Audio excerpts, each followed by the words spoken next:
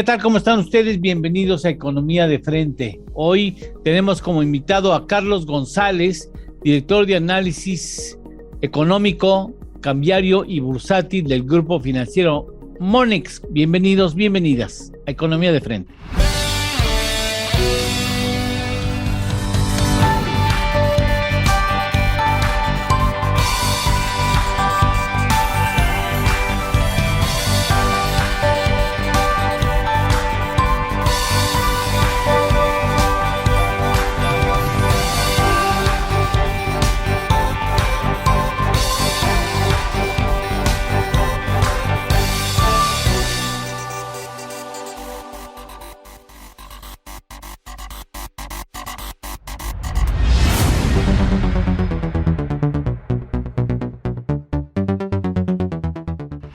Pues primero que nada, Ernesto, si me lo permites, saludamos y damos la más cordial bienvenida a nuestro invitado en este programa, Carlos González, director de análisis económico, cambiario y bursátil del grupo financiero Monex. Muchas gracias, Carlitos, gracias por estar aquí con nosotros.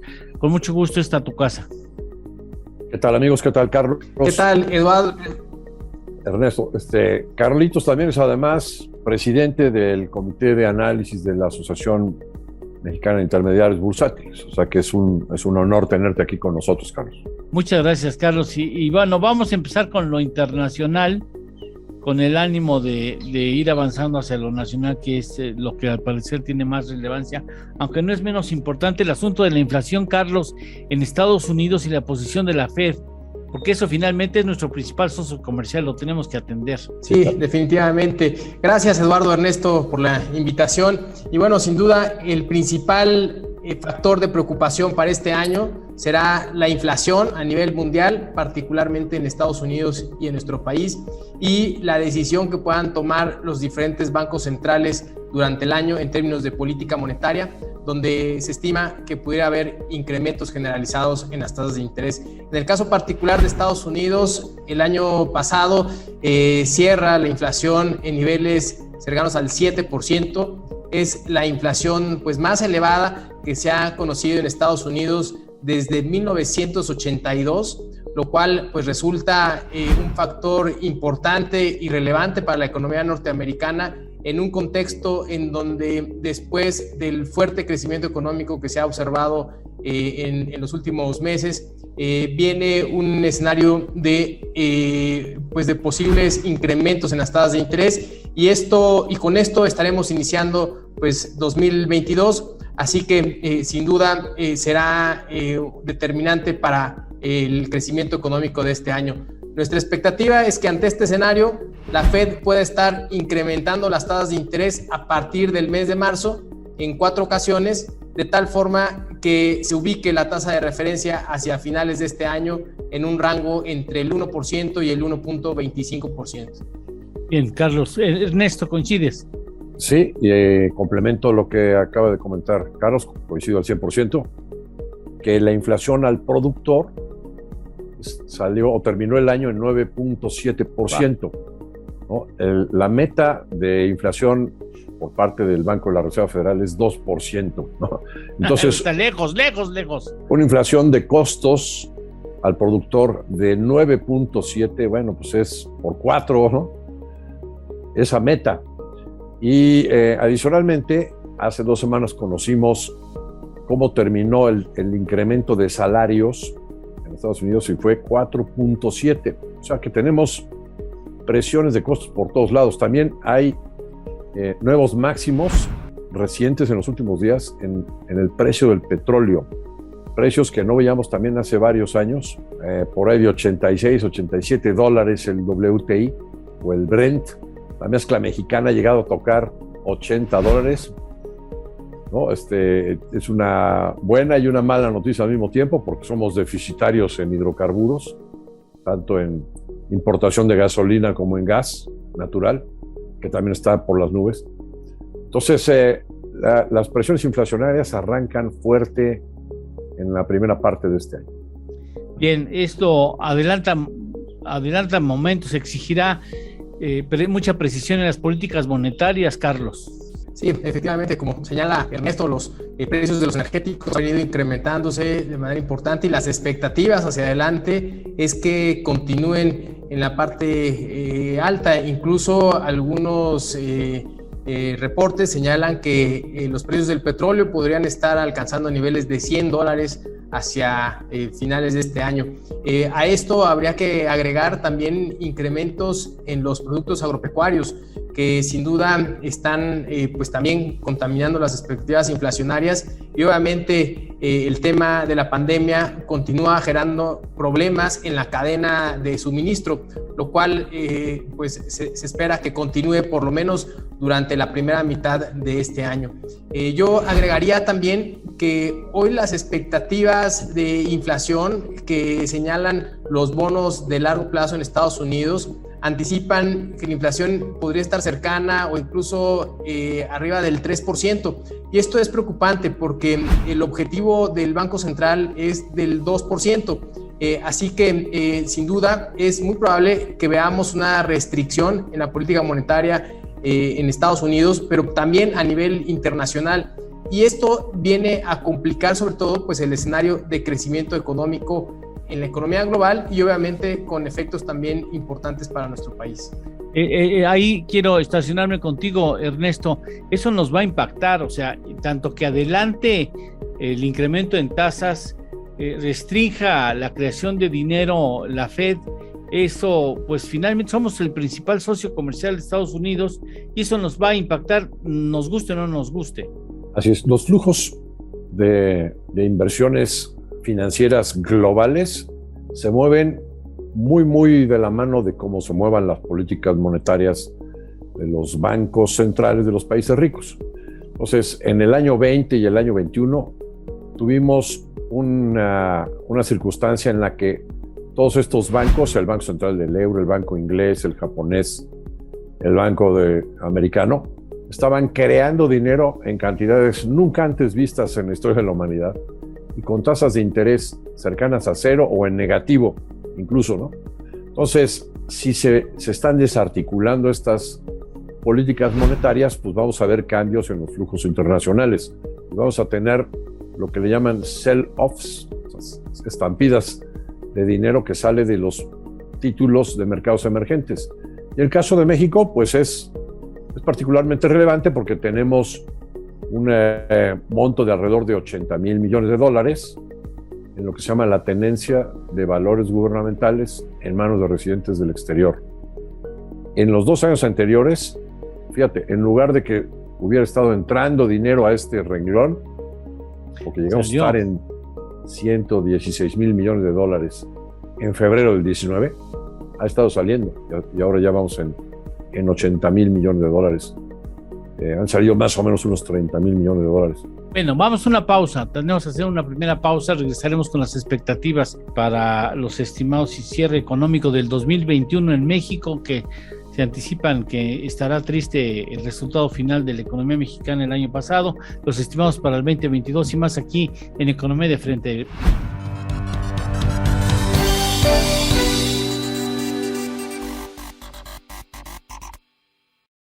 ¿Conoces una plataforma de capacitación? IDC Click es un servicio de streaming para tu capacitación en cualquier dispositivo. Resuelve tus dudas en nuestros seminarios fiscales, jurídicos y laborales. Todos nuestros programas de televisión en una sola plataforma. Todo esto en un solo catálogo disponible las 24 horas.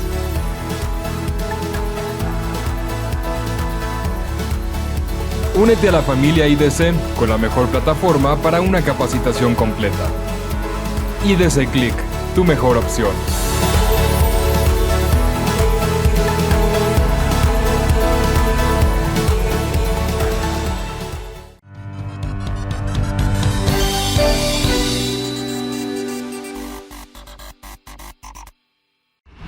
Carlos, todo indica que cerramos triste, la economía cerró triste, la economía mexicana cerró triste el año pasado. Sí, así es, justamente se acaba de dar a conocer el indicador oportuno de la actividad económica de nuestro país, lo cual muestra que durante el mes de diciembre pues ya se observa una clara desaceleración en nuestro país, incluso podríamos estar terminando el cuarto trimestre del año pasado con una disminución en el PIB, y con esto el PIB para todo el 2021 podría estar cercano al 5%.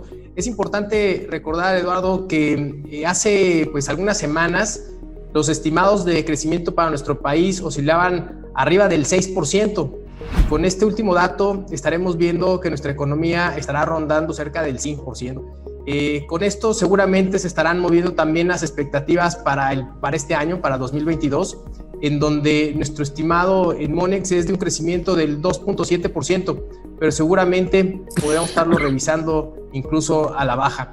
Y con esto lo que te diría es que mientras otros países emergentes ya alcanzaron durante el 2021 una recuperación total después de la crisis observada por motivos de la pandemia, en nuestro país probablemente la recuperación se alcance incluso hasta el próximo año, hasta principios del 2023, lo cual sin duda pues es una noticia negativa para nuestro país. Sí, ciertamente. ¿Coincides, Ernesto? Bueno, no se puede coincidir exactamente con todo cuando estamos hablando de pronósticos, ¿no? Son adivinanzas al final de cuentas. En nuestra opinión, es probable que este indicador oportuno de diciembre que salió, digamos, en una cifra media del menos 0.2 anual, pero tiene un rango amplísimo.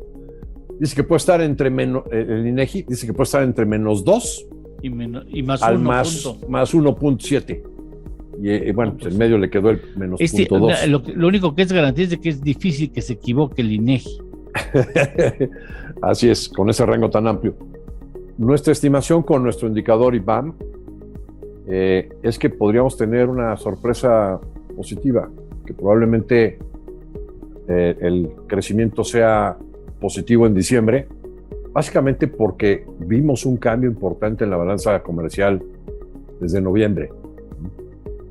Y entonces, digo, no estamos pensando en un crecimiento fuerte, simplemente que de negativo se haga positivo y que junto con el dato que también prevemos sea ligeramente positivo en noviembre, tengamos un trimestre a tasa anual ligeramente positivo y que el PIB de todo el año cierre entre 5.5 a 5.7. Nosotros todavía conservamos esa estimación a pesar de esta publicación del indicador oportuno. Hay que recordar que este indicador es una estimación muy oportuna que hace el INEGI, pero pues en comparación con nuestras estimaciones oportunas, pues ahorita creo que en el récord de bateo vamos mejor nosotros que este indicador. Pues que te contraten. No. Está mucho más sofisticado el de ellos. O sea, está súper bien hecho. O sea, no se puede criticar técnicamente. Está muy bien hecho. El nuestro está más primitivo, la verdad. Pero lo hemos estado atinando más últimamente. Bueno, pero al final de cuentas, sí estamos viendo que el crecimiento de este año, ya del 2022, arranca con mucha debilidad.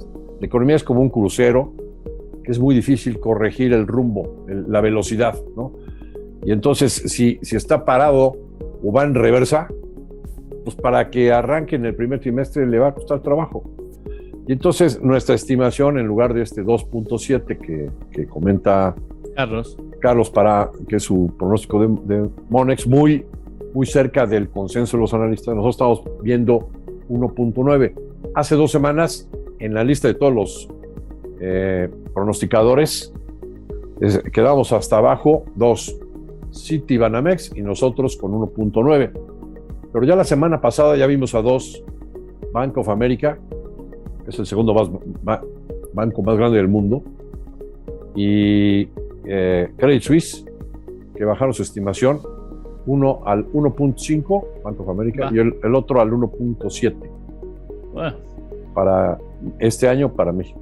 Bueno, mira, ha transcurrido, Carlos, el 4% del año, y bueno, la granizada de ajustes a las expectativas, la verdad es que no auguran para un buen 2022. También hay una gran dispersión, ¿eh? También hay quienes están estimando, bueno, Hacienda todavía en el 4, bueno, algunos cercanos al 3.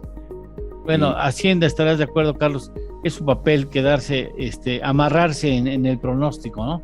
Sí, Eduardo, lo que sucede es que los estimados del 4% que trae la Secretaría de Hacienda van a tener que revisarse en algún momento y esto podría tener algunas implicaciones en términos de finanzas públicas. Así que me parece que, bueno, de alguna manera, y se comentó en su momento, los estimados eran bastante optimistas. Adicional a lo que comentaba Ernesto, efectivamente, me parece que este 2022 las expectativas son de un crecimiento pues mucho más lento, cercano quizá alrededor probablemente del 2%, más o menos, ¿no? Con esta diferencia que podamos tener. Pero lo cierto es que el crecimiento potencial de nuestro país se ha venido disminuyendo. Lo que estamos viendo ciertamente es una disminución importante en la inversión como proporción del PIB, lo cual augura que nuestro estimado potencial de crecimiento va a ser cada vez pues, más lento. Mientras no haya inversión, difícilmente estaremos viendo tasas de crecimiento pues, mucho más allá del 2,5%. Y no solamente eso, esta disminución ha venido disminuyendo ante un escenario pues, de varios factores, incluso de algunas políticas gubernamentales que no ayudan a atraer inversión, que no generan confianza y que muestran cambios en las reglas de juego, lo cual va a ser difícil que veamos que cambien pues, en los próximos meses o en los próximos años. Así que vemos que el crecimiento estimado no solamente para 2022 será lento, sino que probablemente para los próximos años seguiremos teniendo un ritmo bastante modesto. Bien, vamos a una pausa.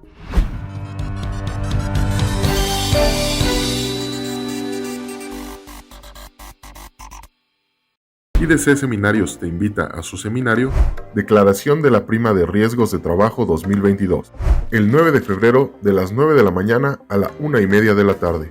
Aprenderemos, entre otras cosas, qué son los riesgos de trabajo según la Ley del Seguro Social y cuáles son las obligaciones patronales en materia de riesgos de trabajo. En las voces de los expertos, la contadora Erika Rivera y la licenciada Nancy Rodríguez. Contáctanos, un seminario que no te puedes perder. ¡Inscríbete!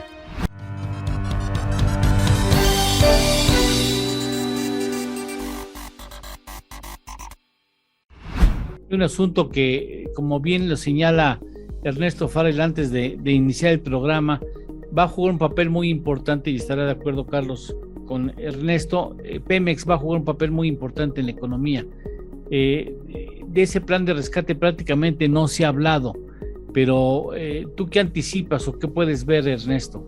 Bueno, a principios de diciembre la Secretaría de Hacienda y Pemex anunciaron un nuevo programa de rescate que básicamente lo que pretende es solucionar los problemas de vencimientos de deuda que traía Pemex de aquí a fin del sexenio.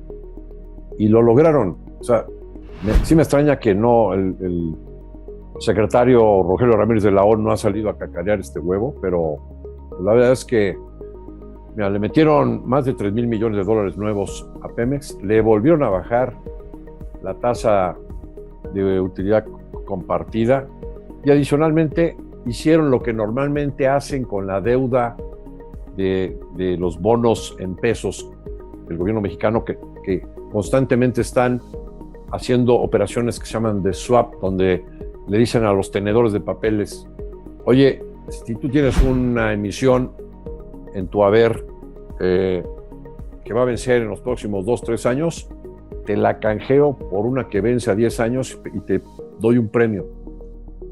Esa operación la hicieron para varios segmentos del portafolio de deuda de Pemex y mandaron los vencimientos más allá del año 23, del año 24 incluso, por más de $10,000 millones. Entonces, el perfil de vencimientos de Pemex prácticamente ya lo resolvieron para lo que resta del sexenio. Entonces, es una operación realmente brillante que me permitiría felicitar al secretario de Hacienda por la realización, aunque el señor no la quiera cacarear, ¿no? Pero más relevante es que está planteando que va a haber un nuevo plan de negocios y que en ese plan de negocios va a haber la posibilidad de que el sector privado, la inversión privada, entre con Pemex a la cuestión de exploración y extracción de crudo, para que Pemex no se quede sin petróleo, que es lo que está sucediendo hasta ahora, ¿no? Ya se anunció que ya no va a haber exportación de petróleo el año entrante, porque no hubo la inversión necesaria, desde que entonces este gobierno cortó todas las posibilidades de que siguiera habiendo nuevos contratos y nuevas asignaciones de campos petroleros para que haya más extracción de petróleo. Entonces, me parece muy relevante y todavía no conocemos ese nuevo plan de negocios. Será importante y creo que es relevante que se haya hecho un cambio en el perfil de la deuda, Carlos. Sí, sin duda coincido totalmente con Ernesto, me parece que es una buena noticia y particularmente es una buena noticia para Pemex. Quizá el punto que yo tendría es que al final estás pues destinando recursos por parte del gobierno federal hacia Pemex que quizá podrían ser destinados en otras actividades. Claro. Si bien es cierto que es positivo para Pemex, se están usando recursos que puedan ser más productivos en otras cosas con la finalidad de que podamos tener pues un mayor crecimiento, una mayor productividad, en fin. Entonces me parece que en ese sentido pues simplemente señalar que de alguna manera se entiende un apoyo implícito del gobierno hacia Pemex, pero implica destinar recursos hacia algo que hoy ha sido poco productivo y poco rentable, ¿no? Y en ese sentido creo que podría ser un tanto cuestionable ese destino de los recursos, ¿no? Pero sin duda me parece que es una operación positiva y por supuesto que el gobierno debería continuar apoyando a la empresa más importante de nuestro país. Sí, se sugiere una reingeniería a fondo, ¿no? Un proceso de reingeniería importante dentro de Pemex para que haya congruencia entre el esfuerzo que hace el gobierno de meterle dinero, reperfilar su deuda y también pues tendrá que sanear la casa, barrer la casa, ¿no? Así es, por eso va a ser muy importante ver este plan de negocios, a ver si hay congruencia, ¿no? Si los recursos se destinan a donde es más rentable, donde hay más margen, que es la extracción de crudo, bienvenido. Si se destinan a refinación, como hasta ahora se ha pretendido, pues sí es tirar el dinero al excusado. Déjame, más o menos vinculado con este tema, sí, preguntarle a Carlos, ¿qué tan cerca o lejos ven ustedes en Monex la posibilidad de que México pierda el grado de inversión? Esa es una. Y después, ¿hasta qué punto una buena operación en Pemex puede evitar que ese paso acabe concretándose, Carlos? Y podemos también tener tus estimados de tipo de cambio. Digo, pues Monex es un gran jugador al mercado cambiario. Sí, claro que sí. Pues mira, la realidad es que esperamos que no veamos una disminución en la calificación crediticia, por lo menos en este año. Las calificadoras han señalado o han dado ese voto de confianza todavía para nuestro país. Y la realidad es que en términos de finanzas públicas vemos que nuestro país se encuentra estable. Me preocupa que hacia adelante cada vez podemos estarnos viendo más vulnerables y la probabilidad de una disminución es latente. Quizá este año podamos seguir salvando, pero el próximo año estaremos teniendo una pues mayor probabilidad, y en los próximos años la probabilidad de que si no hay un crecimiento importante podamos tener repercusiones en términos de finanzas públicas y eventualmente una disminución en la calificación crediticia. Por ahora yo te diría que no estimamos un cambio en la calificación. Y bueno, pues en relación a nuestros estimados, Ernesto, yo diría que traemos un estimado para el tipo de cambio en 21.70 para finales de este año. Me parece sin duda que vamos a ver, por un lado, pues la fortaleza del dólar frente a la canasta de divisas en la medida que tenga una política monetaria más restrictiva Estados Unidos. Conforme veamos incrementos en las tasas de interés, veremos que el dólar se fortalece frente a esta canasta de divisas y en ese sentido divisas de países emergentes podrán ver cierta depreciación. De alguna manera lo que podría estar ayudando es justamente la relación comercial con Estados Unidos. En términos de la balanza comercial, me parece que podría de alguna manera ayudar, así como el flujo por medio de las remesas, que también ha sido importante en los últimos años, y esto de alguna manera podría compensar en cierta forma esta coyuntura que estaremos viendo. Pero bueno, nuestro estimado al final del día es una depreciación que consideramos será moderada y que estaremos alcanzando niveles de 21.70 hacia finales de este año. Pues muchas gracias, Carlos, gracias. Con esta participación tenemos que llegar al final del programa. Te agradecemos de manera muy especial que hayas estado con nosotros, que no será la última vez, por supuesto. Regresaremos contigo más adelante y pues que tengas un excelente 2022. Igualmente, y gracias a ustedes, Eduardo, Ernesto, un placer estar con ustedes y nos vemos pronto. Muchas gracias, igualmente. Ernesto. Hasta la próxima semana. Muchas gracias. Igualmente. Gracias.